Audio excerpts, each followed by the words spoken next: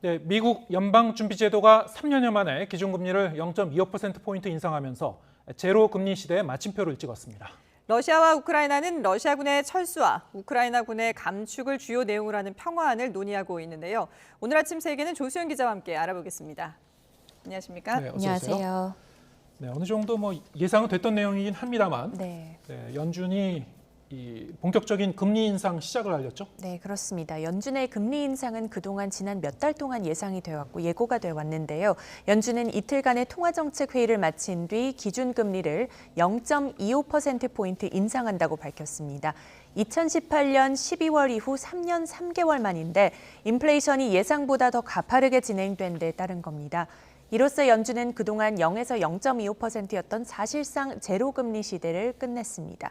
연준은 성명을 통해 일자리 성장세가 최근 몇 달간 강력했고 실업률도 떨어졌다며 물가는 상승 기조를 유지했는데 이는 전염병 대유행, 또 높은 에너지 가격, 그리고 광범위한 물가 압력과 관련된 수급 불일치를 반영한다고 설명했습니다.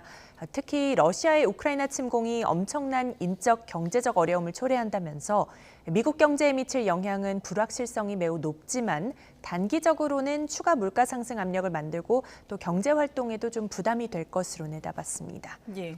그런데 연준이 추가 인상 가능성도 또 시사했죠? 네, 그렇습니다. 좀 전에 인플레이션 말씀드렸는데 연준은 앞으로 물가 안정에 방점을 둘 것으로 보입니다. 올해 정례 통화정책 회의가 6차례 남아 있는데요. 제롬 파월 연준 의장은 매 회의 때마다 금리를 올릴 것을 시사했습니다. 올해 말 기준 금리 수준을 1.9%로 예상했습니다. 따라서 올해 금리를 6번 더 매번 0.25%포인트씩 인상해서 연말까지 1.9%로 올릴 것으로 보입니다. 파월 의장은 이르면 5월부터 연준이 보유한 자산 축소를 시작할 수 있다면서 머지않아 양적 긴축에도 본격적으로 착수할 것임을 예고했습니다. 네, 계속해서 우크라이나 상황 짚어보죠. 수도 키이우에 시가전이 임박했다는 관측 속에서 이제 긴장감이 고조됐는데 현재 상황은 어떻습니까? 네, 매일 사실 불안한 상황이기는 합니다만 현재는 좀 정체가 된 또 그런 상태입니다. 미 국방부 당국자는 러시아 군대가 전반적으로 키이우 인근에서 발이 묶인 상태라며 이렇다 할 진전을 이루지 못하고 있다고 설명했습니다.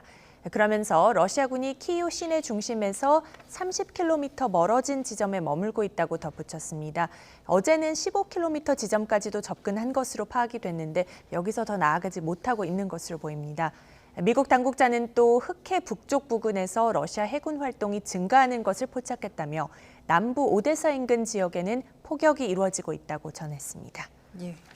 자, 이런 상황에서 좀 반가운 소식이 들렸는데 지금 러시아와 우크라이나가 평화안을 논의하고 있다고요? 네, 그렇습니다. 4차 협상이 지금 사흘째 이제 화상으로 계속 이루어지고 있는데요. 양측 협상 대표단이 15개 항으로 구성된 평화안을 준비하고 있습니다. 이 평화안에는 우크라이나의 북대서양 조약기구 나토 가입 금지, 또 외국 군사기지 유치와 무기 배치 불가 조항이 포함된 것으로 알려졌습니다. 그리고 우크라이나의 군대 보유를 허용하되 무장 수준에는 제한을 가하는 방안이 논의 중입니다.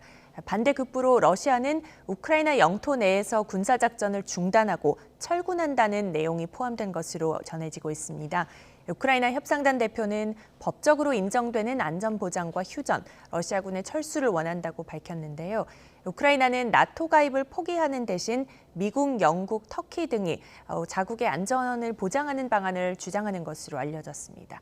세르게이 라브로프 러시아 외무장관은 나토 확장 제외, 또 안전보장 조치, 그리고 우크라이나의 중립국 지위 등이 진지하게 논의되고 있다면서 합의에 근접한 매우 구체적인 문구들도 있다고 설명했습니다. 그런데 이런 가운데 또 관심이 가는 발언이 푸틴 대통령이 현재 군사작전에 대해서 우크라이나를 점령하기 위한 것이 아니고 또 앞으로도 장기적으로는 결국 우크라이나를 점령하는 것은 목표가 아니다. 이렇게 말을 했습니다. 그러면서 우크라이나의 중립국 지위와 탈군사화를 위해 협상을 이어갈 것이라고 밝혔습니다. 예. 네. 자, 그런 내용이 이제 협상에 계속 담겨서 진행이 될지 좀 지켜봐야 될 것 같고요. 네. 젤렌스키 우크라이나 대통령은 미국 상하원 의원들을 상대로 이제 화상 연설을 했죠. 네. 어떤 메시지가 담겼습니까? 네, 연설 길이가 한 15분 정도 됐는데요. 미국의 지원을 요청하는 면이 컸습니다. 젤렌스키 대통령은 바이든 미국 대통령을 향해 평화를 지키는 세계의 지도자가 되달라고 호소하면서 지원을 요청했습니다. 구체적으로 우크라이나 상공의 비행 금지 구역 설정을 촉구하면서 만약 이게 어렵다면 항공기와 방공 시스템을 지원해달라고 밝혔습니다. 또 미 의회에는 우크라이나 공격을 지원하는 모든 러시아 정치인을 제재하고 러시아인이 우크라이나 파괴에 사용할 돈을 받을 수 없도록 보장해 줄 것을 요청했습니다. 젤렌스키 대통령의 연설에 바이든 대통령은 바로 대국민 연설로 화답했습니다. 바이든 대통령은 우크라이나에 드론을 비롯해서 8억 달러, 우리 돈 9,800억 원 규모의 대공 무기와 군사 장비를 추가 지원하겠다고 밝혔습니다. 같은 날 백악관에서 개최한 행사를 마친 뒤 행사장을 떠나면서는 바이든 대통령은 푸틴 대통령을 가리켜서 전범이라고 말했습니다. 푸틴 대통령에 대해 처음으로 전범으로 규정을 한 건데 가장 강력한 수준으로 규탄한 것으로 해석할 수 있겠습니다. 네. 지금까지 국제부 조수연 기자와 함께했습니다. 고맙습니다.